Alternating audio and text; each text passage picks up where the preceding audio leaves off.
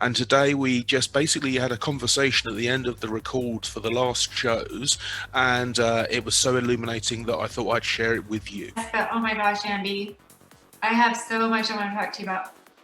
Well, we were supposed to connect, and I've just been really busy. I've got your link, your Calendly link that you sent me in LinkedIn. We're gonna connect. Yeah, I knew that the two of you were gonna connect. When I saw Andy's and Christie's, both of their information, I'm like, yeah, you guys are gonna click like nothing happening, because you guys have the same thought process and the same level. I think the tools we're building are in tandem, trying to build self-awareness and using two powerful different tactics that can both, do a lot of great. So I just hearing you talk about what you're doing makes me want to, start up that conversation more. So Excellent. And so many of what you were talking about, I in my own experience, just really quick, and I know Erin's on, but She's not actually. Oh, in my own bummer. experience, I started to join depression because I didn't know how not to, and I thought that was compassion. Mm-hmm. So I felt depression before. Now I'll tell you a little bit more. I got divorced when I was 26 and lost my first company.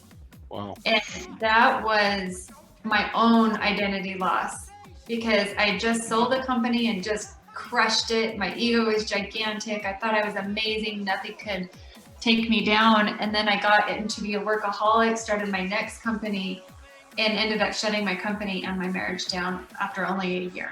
And you tied your self-worth to these things, so as they were going up, you felt great, and as you were going down, it drug your self-worth down with them.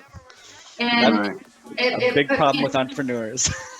Well, and it put me in a bed for like 3 weeks. I never felt anything like that. And I literally could not even get out of my own head, like you said, to observe what was really happening. And the only thing that I read this book by Joyce Myers, and it's interesting because she talks about light and dark. And quite honestly, my experience with religion was kind of one of the main things that was causing so much shame and guilt, that I couldn't get beyond that shame and guilt that the religion had taught me, and I was getting from people I knew. Sure. Like, you shouldn't have done that. Why did you do that? Because going through a divorce, no one in my family had ever been divorced. Sure. And everyone was shaming me around that decision. So that's so frustrating. And so religion wasn't where I turned, because I felt like I was being betrayed by my own religion and my own community. Right. And I found this book, and she just talked about light and dark, and she kept saying light and dark don't dwell together, right? And so I could feel the dark inside of me, this like complete disappointment inside myself, and like I had hurt people, but I felt so true to not stay married, because I felt like and for the first time I had failed, so I was ready to just let go of everything that was not aligned. And that's why I let go of the marriage. I got married for all the wrong reasons, right? And I'm like, you know what? I can't fail anymore. Just take it all, because none of it fits. Our relationship with failure is such a big part of this conversation. You know, it is. And so when I experienced that, and that's where I attracted my husband. And I think that's where we kind of met, is to be each other's mirror and medicine, to say, okay, these are real things. How are we going to help? And then us transitioning together through that has been profound. We've used things that I never even dreamed about using, like plant medicine. That has been, when you say getting outside of yourself to actually see yourself, that's what plant medicine brought for us, and especially my husband. You know, I thought I'd moved through it by the time I had kids. I thought I had moved through that depression I felt. But I realized I was carrying this energy that was still lingering inside of me, and I'd stored it inside my body, and I was carrying it around still. And then I saw it come out in some of my kids, and I was like, I know where they got that. They got that from inside of me when I made them. And I know that's kind of a deep thought, but I see me in that, and I'm genetically, I pass that energy on to my children. No, I know that's another deep thought, but so between plant medicine, radical self-awareness and journaling every single day is how our family completely transitioned to love. Do you journal that much, Andy? Is it a daily thing? Yeah, ideally, yeah. I mean, I'm certainly not perfect, but so I will say that being an entrepreneur has a lot of highs and lows, and as kind of a solo entrepreneur, as doing this for the first time, there's been a lot more lows than highs. And so I still deal with this baggage that these defaults that I have. I have uncovered through journaling this desperate desire, because of how much I felt like I was not good enough, just not quite good enough in so many different ways. I've uncovered this desperate desire to prove to myself and others that I'm capable of doing something important. and so that's tied. Speaking of tying your self-worth to your business, that has provided its own roller coaster, but a beautiful moment, and one of the powers of journaling that made me continue down this road is that so my tool, my app that I'm building is based on a powerful series of questions for the right moment that can help you to done repetitively, can lead your mind down a more productive path than the one that you're defaulting to.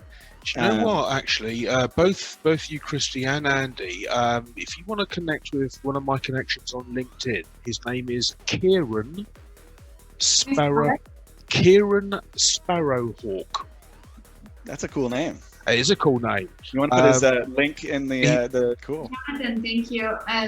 Yeah, and I just want to add, like, the pieces, all of the pieces, right? What I've learned in being an entrepreneur, and Andy, I want to tell you, like, if you need something in that space, like, reach out. I can hear you on a couple different ways. Number one, support as an entrepreneur is a must. Otherwise, you'll suffer from extreme loneliness, because you are not a lone tree. Please hear this. You are not a lone tree. Oh, absolutely. You need a strong tree, but you need the forest surrounding you. You are like not it. alone. We start to isolate if we don't have answers. To your point, what you're just describing, and as an entrepreneur, you feel like you take this space that that you have to know it all, and you've got to figure it out. Otherwise, you are fucked. Too many hats. And what comes with that is you don't want to tell your team, because you don't want them to question. You don't sometimes want to tell your spouse, because you're like, hey, you've invested so much. We've invested so much in me, and I'm scared. Embarrassed. You don't want to tell your investors, because you're like, if you have investors, and if you don't have investors, you don't know how to go and fake it till you make it sometimes. And it's a really, really hard place to be. And I guess why I'm saying, like, going through it 10 times, it doesn't get easier. But what you can do is have the tools to move through it and understand which levers to pull as you're going through it. You start to identify it, and it starts to feel more like this versus this, right? Like a big roller coaster that you're holding on and going to fall off any minute. So that's what it took me 20 years to learn. It's how to just move through it with grace and ease for myself, and then implement that with my team and my investors, and bring the right people around me. And CR, you named it. The minute you think that you are doing this alone, you might as well not continue. Oh, you can't. There's no way. You can't. It's not. If you are a lone ranger as an entrepreneur, you will not find the success you're looking for. And it's I hard. believe that. And so I think we need to have like Founders Anonymous or something. I mean, like, where we get to sit around and say, because here's what I will tell you. I've got data to prove that most founders and CEOs are experiencing extreme loneliness that causes them depression, because they've been dropped from their family. They're looking at their wives, they're looking at their families. I went through this enough times to recognize it in myself. And then what I did is I just worked harder Mm.